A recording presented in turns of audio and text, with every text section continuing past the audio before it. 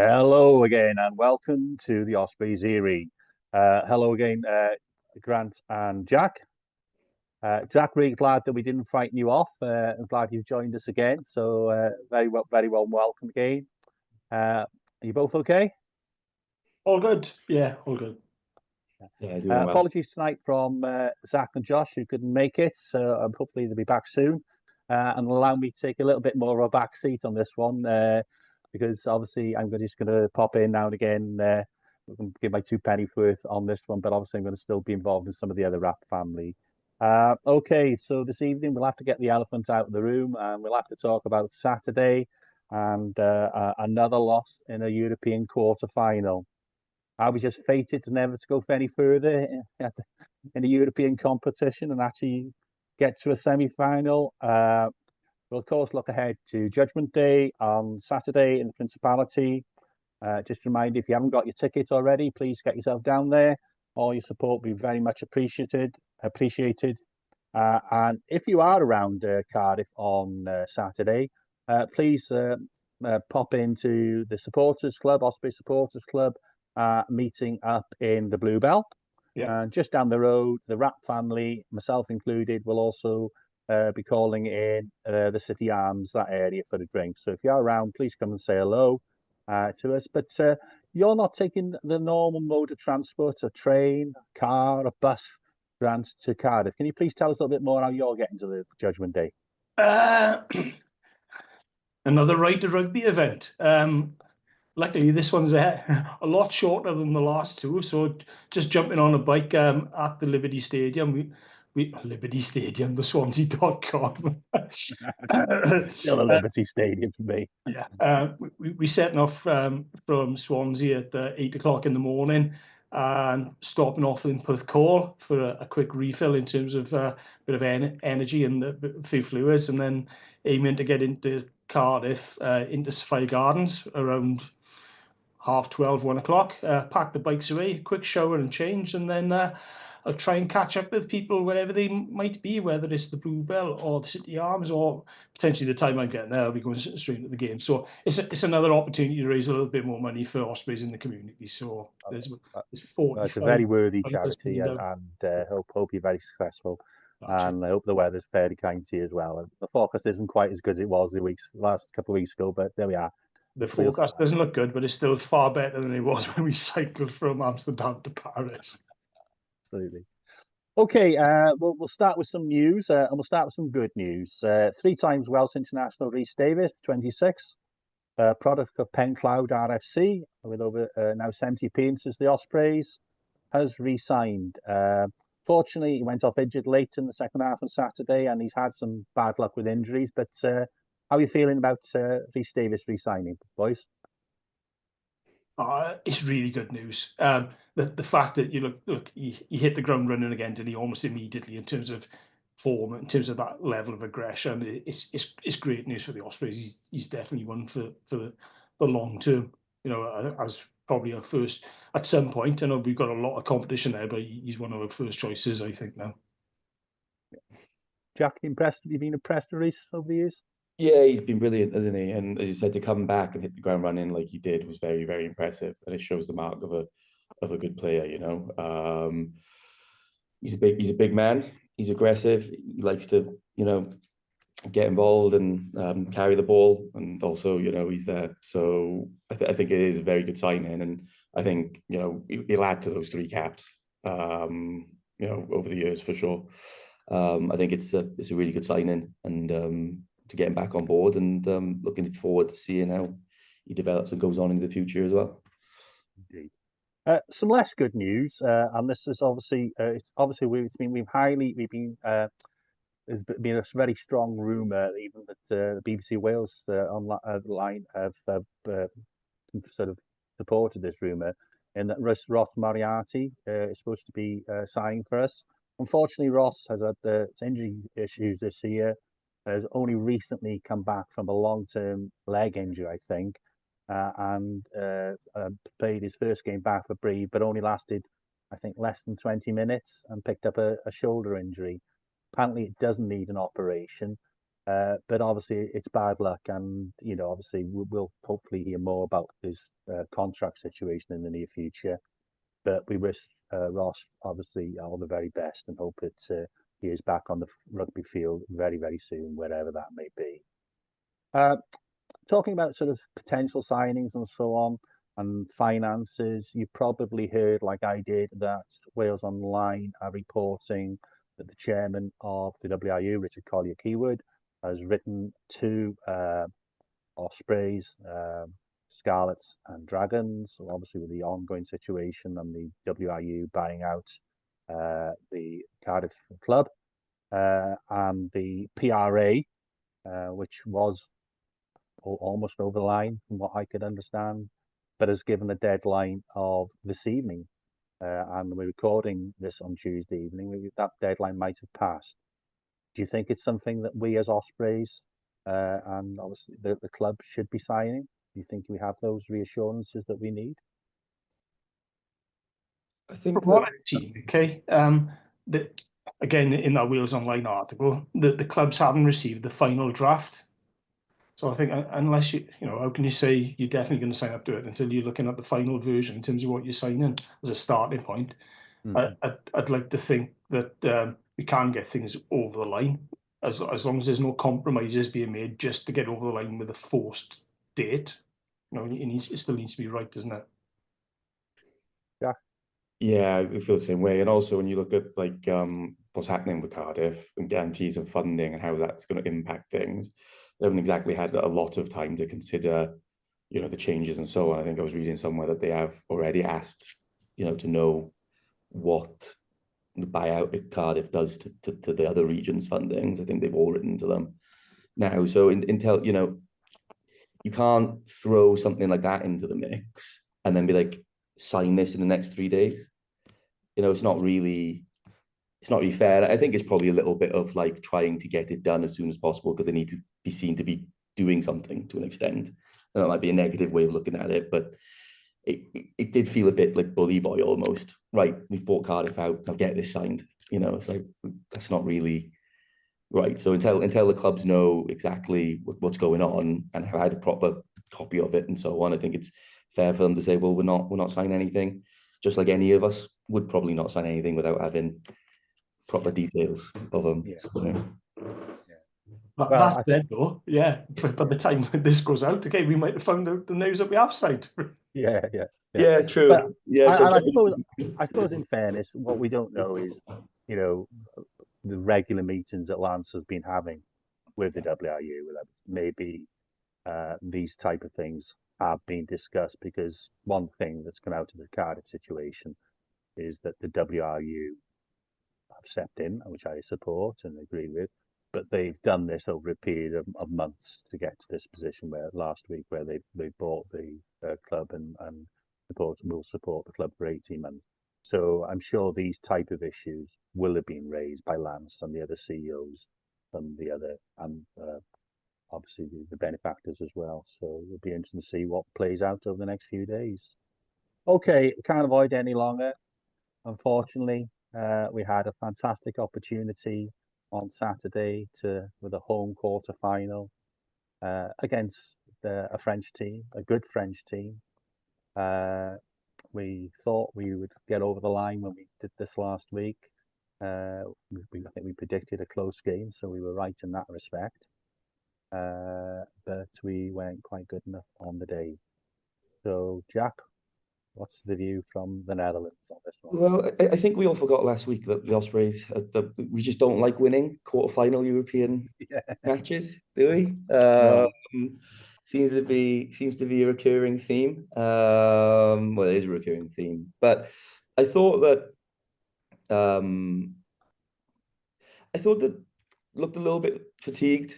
Actually, I thought they looked a bit tired. There was a lot of passes that were going just behind, and you could see what the intention was early doors. I think there was a passage of play where Jack Morgan just tried to pass the ball out to Cassende, and he was just a little bit behind them. And if it got there, then he would have created a gap, and that was kind of the theme throughout kind of the first half. And then eventually, it became a game of attrition because the passes weren't going anywhere. I think that Lyon, did a really, really good job in terms of defensively. They really kind of squeezed us and made a mess of the breakdown. And then it became a game where you had, Kieran Williams, Jack Morgan trucking it up, trying to create meters. And they were, to be fair, they were exceptional. But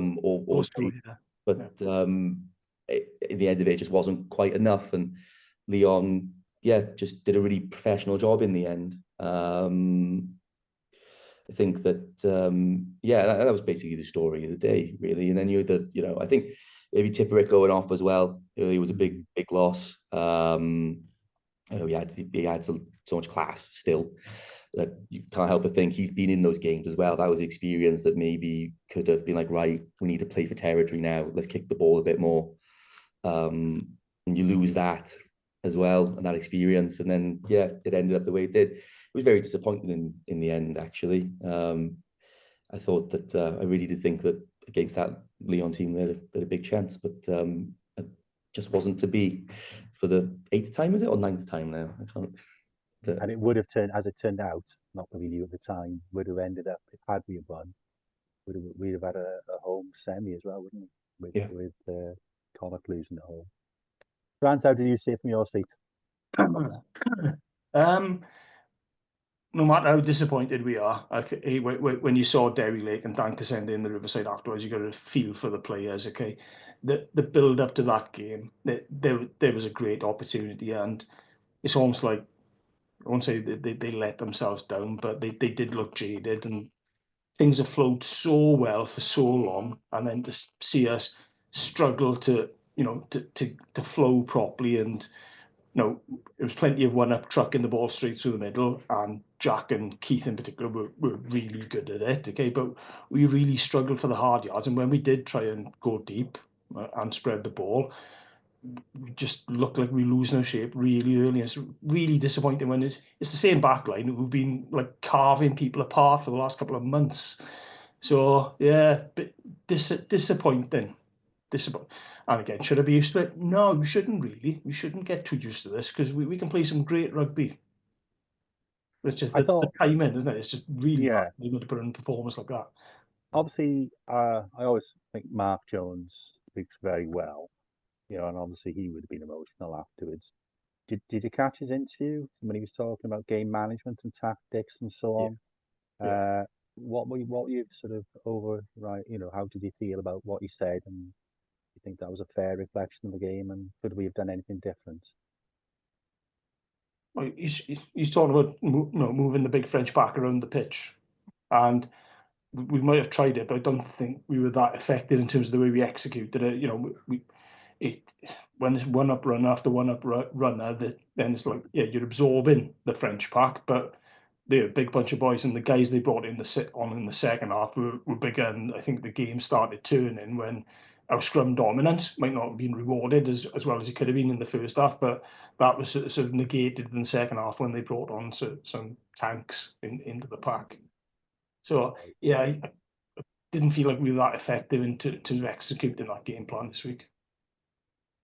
Jack, what did you think when you sort of saw their team, our team, the bench, and how we use the bench? Yeah, it's the 6-2 split, isn't it? And I think that we were speaking beforehand about how in Wales we don't seem to want a 6-2 split. And if we'd already, there was that period just before the second half and just after the second half where you felt like we really needed to get something in those moments because we threw everything at it. And to not get anything from that, and then to see, these massive blokes come on again, it's going to be such like a mentally draining kind of like, okay, here we go. And they were bringing on French internationals. 3 caps played at the Aviva, in a game where they took Ireland apart. I mean, you're seeing that and bringing that experience on, and then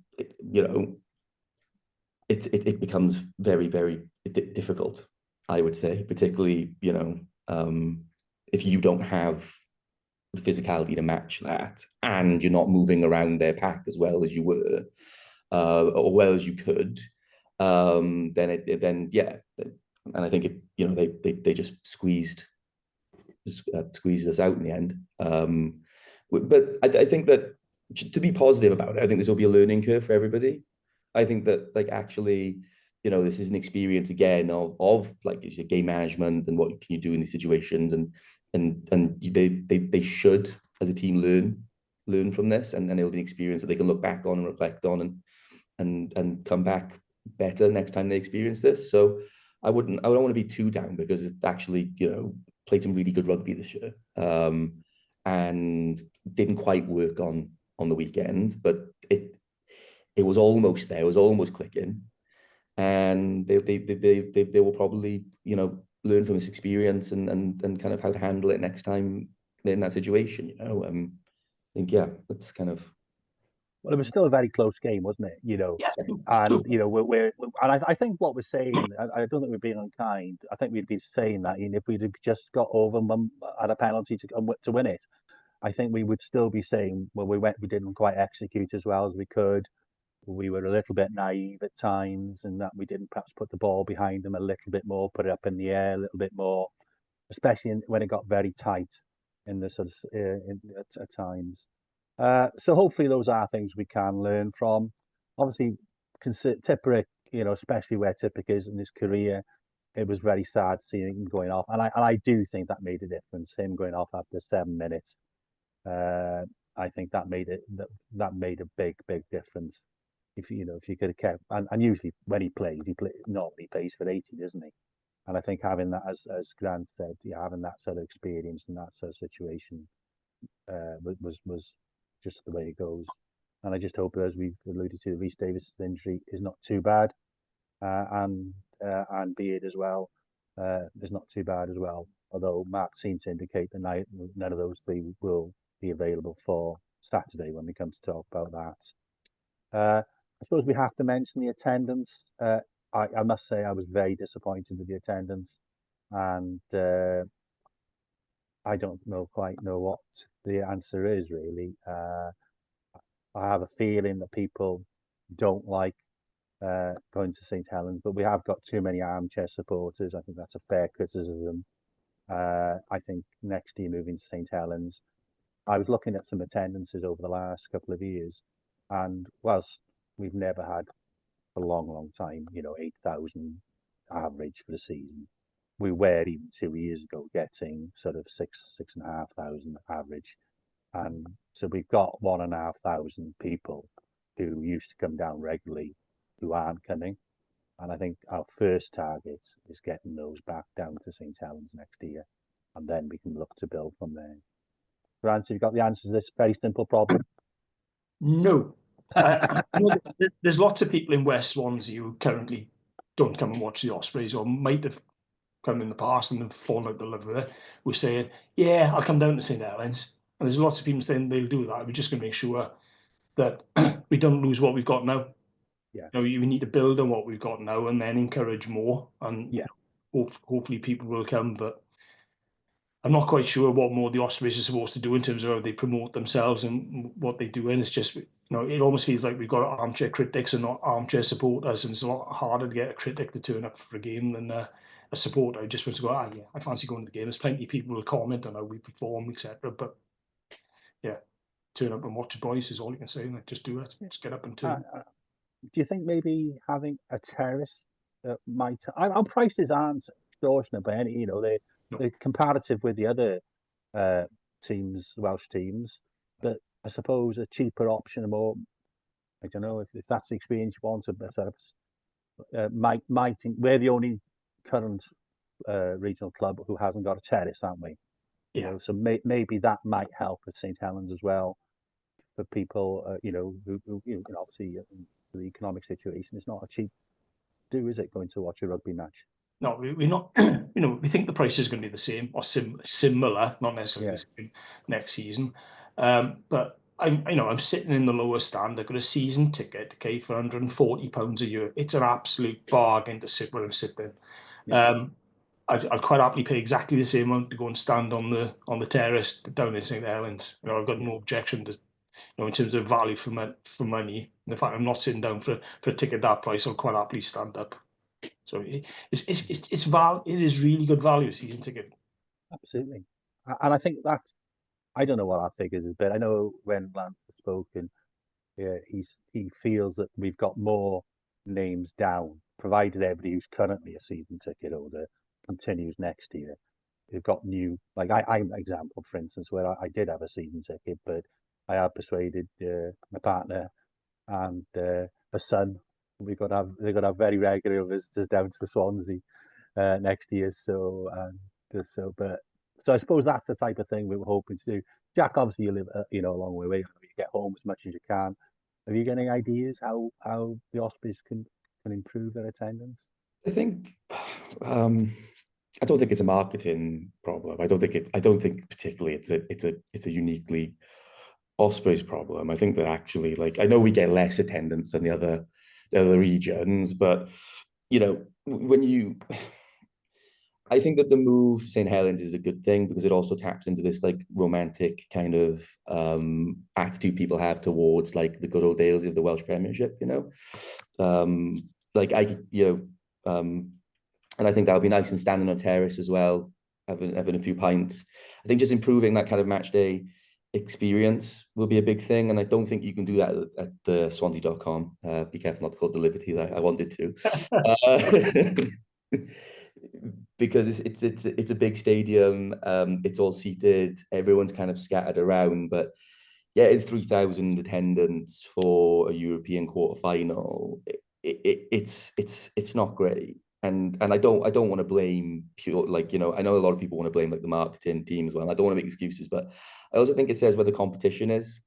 Yeah, I think like the competition itself as well. It's actually it's damning of the competition and the new structure of the competition. But I think that going into next season, new stadium, winning rugby, down by the beach there. If that doesn't improve attendance, I don't know. We have concerns then, don't we? We're still having this conversation in 12 months' time. Yeah. So I think the stadium itself, the start of the season probably didn't go so well either. I think that if you can change the stadium, which we're doing, and we're playing a really exciting brand of rugby with a lot of young players, I think that should be enough, really. And if it's not, then we're still in this conversation next season. Then it would truly be like I don't really know where to go from there. I thought the atmosphere at times, even though there weren't that many of us there, was actually quite good, Grant, on an our stand, and an East stand. Yeah. We got quite a noisy block as well, haven't we? Yeah. So generally, there's a lot. It used to be okay. You'd have a few noisy people and spread out fairly randomly throughout the ground. Okay, just so happens, okay, the block on the halfway line on the right hand side as you're looking at it from on the camera view is quite a noisy little block there. And great atmosphere just in there. Anyway, we couldn't quite persuade the linesman to get his flag up for offside, though, could we? There we are. We won't go into that. But anyway, remember, if you're enjoying the podcast, please give us a like, or better still, please subscribe. Okay, moving forward, Grant, can you tell us about some results from Australia, regional results coming probably more towards the end of the season for a lot of clubs? Yes. So, but anyway, over to you, sir. Yeah. National League 1 West. Philly 55, Penclough 7. Not a great season for Penclough this year. National League 1 West Central. Builth Wells 29, Bridgend Athletic 27. Bridgend Athletic could still overtake Swansea Uplands and end up top of that league. Biggest win of the weekend is it's not the biggest win of the weekend. It's the biggest derby of the weekend. Skewing 54, Birchgrove 36. Big scoring game up at 10 and Parker. Hell of a game. National League 2 West Central. Brenhaman 22, Mumbles 15. Maesteg Celtic 14, Aberravon Quins 66. Big away win that is. Hale 42, Abercrave 30. Hale will finish top of League 2 West Central. Moving on to League 3 West Central. Neath Athletic 66, Bridgend Sports 12. Neath Athletic unbeaten this season. Tonna 36, Nantymoil 20. National League 4 West Central, Sem Sisters 76, Gleis 22. That is the biggest win of the weekend, 54-point difference there. Britain Ferry 39, Pontardawe 19. Moving on to National League 5 West Central, Penlan 45, Taibach 6. National Champions West, Dunvan 59, Maesteg Quins 19. So again, Quins have had a really bad season this year of them. Glynneath 22, Gosainen 24. I think that's the only other away win this weekend. Kenfig Hill 24, Ammerford 23. Just a point difference there, a bit of a cracker. Llanelli Wanderers 40, Ystalyfera 18. Never mind. Tondi 37, Gowden 19. Trebanos 45, Crymych 14. Moving on to the Premiership, Merthyr 59, Bonamine 31. Bonnie down in 12th in the league. They've had 5 wins this season. Nearer the other end of the Premiership, Neath 29, Narberth 21. And finally, into the Super Rugby Cymru League, Aberafon winning against Pontypool at home, 26-24. Carmarthen Quins 32, Bridgend Ravens 24.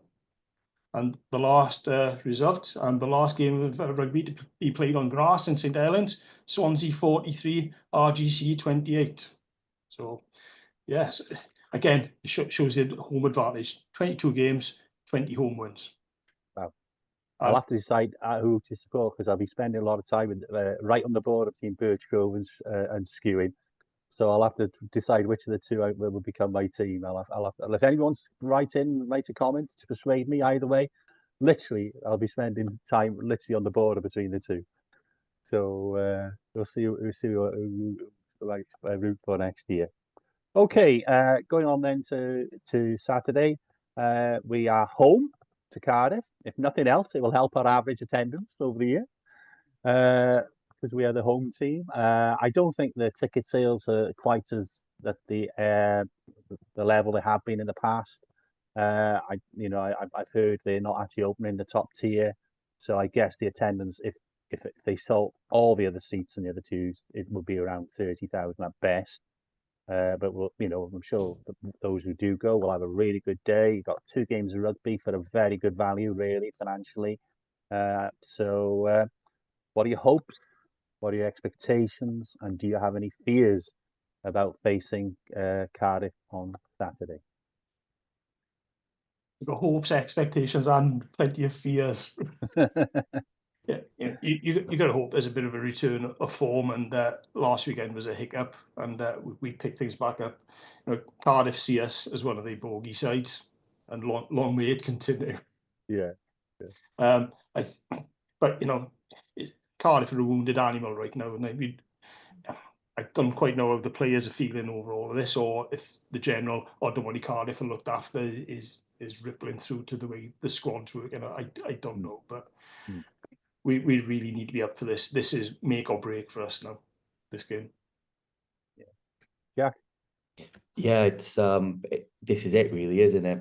This is the win it and have a push for the playoffs and the top 8, or don't win it and that's the season probably done.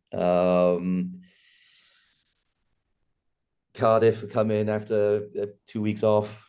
A lot of I wouldn't say negative press. I wouldn't want to put it like that, but I'm struggling for the word, so I will say negative press, which means they could come up riding, showing that on the pitch everything's fine and they're still there and so on, like reach an emotional peak, which is always the worry. But you think that we should just have enough to push through. I know we got the injuries in the second row, but our second row is good anyway. Even James Fender and Ratty might be back. I'm not sure if he is or not for that, but so even missing Rhys Davis and Adam Beard should be fine. Got a lot of depth there. And to be fair, it's an opportunity for the Ospreys as well to right the wrongs of the following weekend. So you think dusting yourselves off and having a good run at the league now and ending the season on a high, it's also an opportunity. So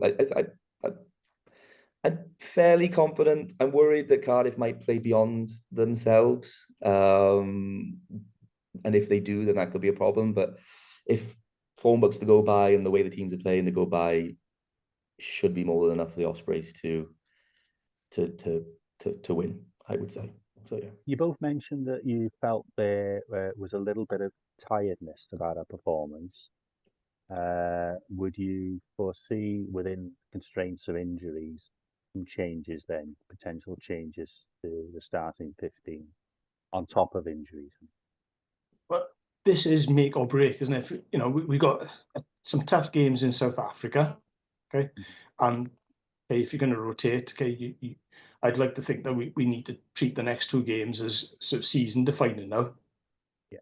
So we've got to get the balance right. Okay, if you want to make the odd change, you need to make the odd change, but you can't make wholesale changes and then go into what should be a home game, call it a home game, yeah, in Cardiff, against Cardiff. So we got to be. I'd like to think that Mark knows what he's doing in terms of balance, and he's going to get the balance right in terms of a little bit of freshness. We've got options in the back row. Second rows are forced on us, so the rest of the first team are almost picking themselves. At least you've got a good choice now between Kieran Hardy and Ruben Morgan-Williams as well. Now at 9, if they both fit, that helps, I think, as well. Yeah. Jack? Yeah, I think maybe keep it the same or as close as possible. You're already changing probably Tipperick and the two second rows, then which are forced. I don't think you'd want to make too many changes after that. And then going into the Dragons, maybe looking at that and thinking, well, that's when we can make the changes.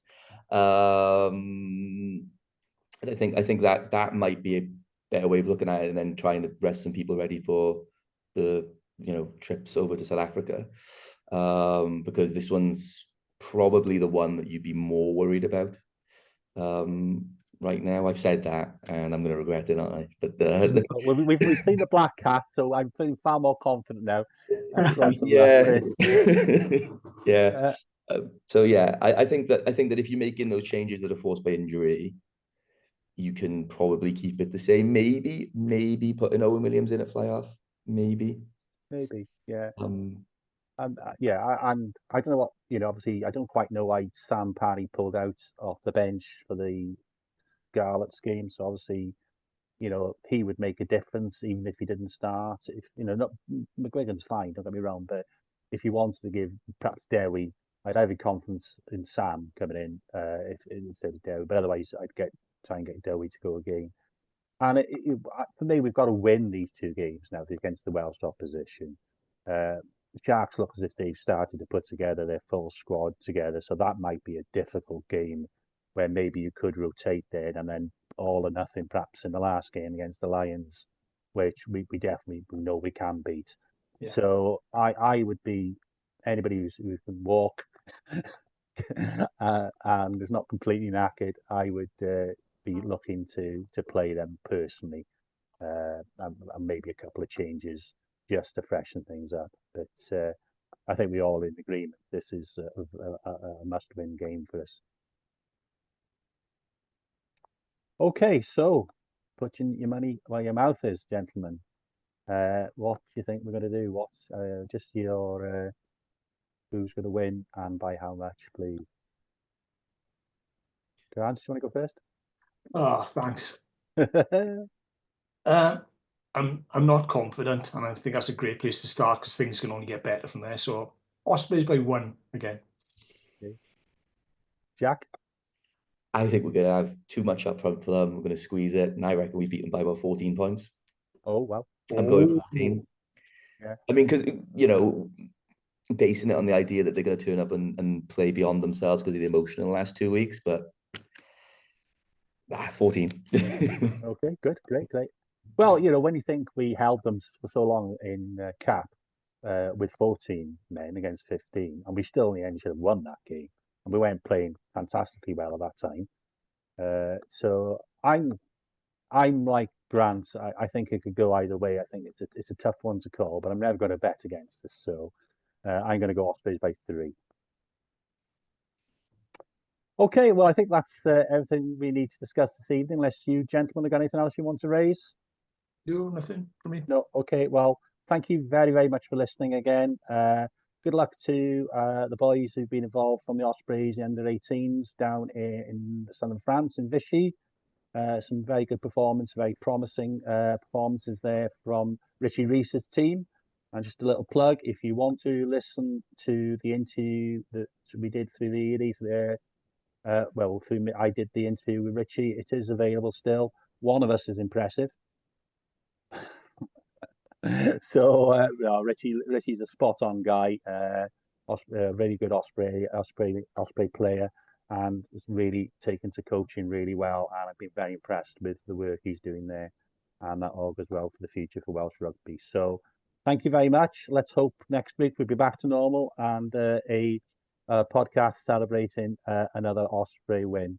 So thank you very much. Good night, gents. Right, good night. Right. Well done.